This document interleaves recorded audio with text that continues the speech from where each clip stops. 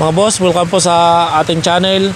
Sa ngayon mga boss, kararating lang natin galing Calbayog City. Andito na tayo sa bahay sa Northern Samar. Sobrang lakas mga boss ngayon ng ulan dito sa Samar. Habang papauwi tayo mga boss galing Calbayog, biglang umilaw ang ating yung check engine. Ang nakalagay FI. Ayan, check engine. Kapag ganyan mga boss, FI, iba-iba ang code ng FI.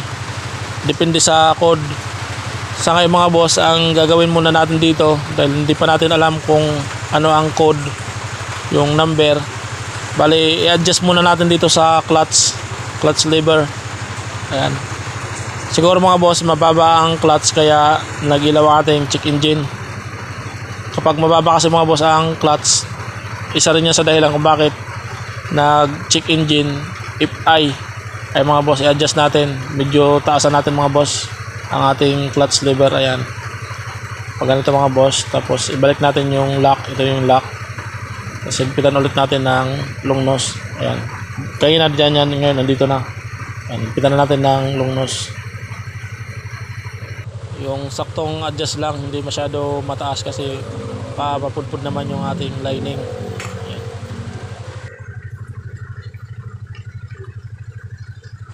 Ito mga boss, dapat ganito yung kanyang clearance, dapat meron siyang play, ganyan.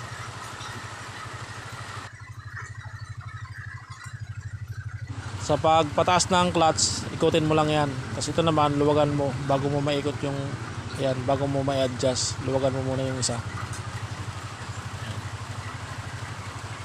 Ayan, naka-check engine pa kasi mandar pa yung makina. I-off na natin. Check engine, i-open natin ulit mga boss.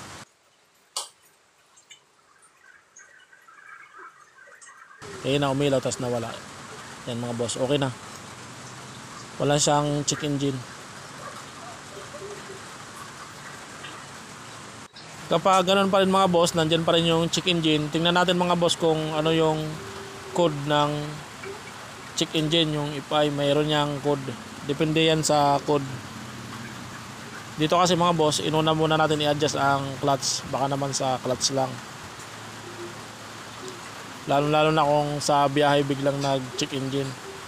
Tapos FI, unahin muna natin i-adjust, taasan natin ng konti yung clutch. Start na natin, wala siyang lobat yung kanyang battery, palitin na yung battery, kailangan na palitan.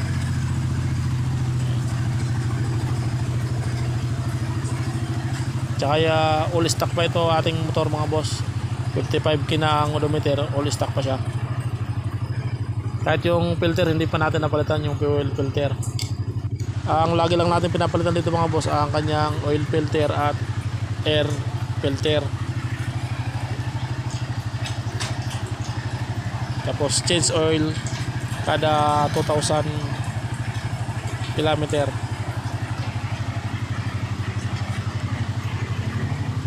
Okay na mga boss.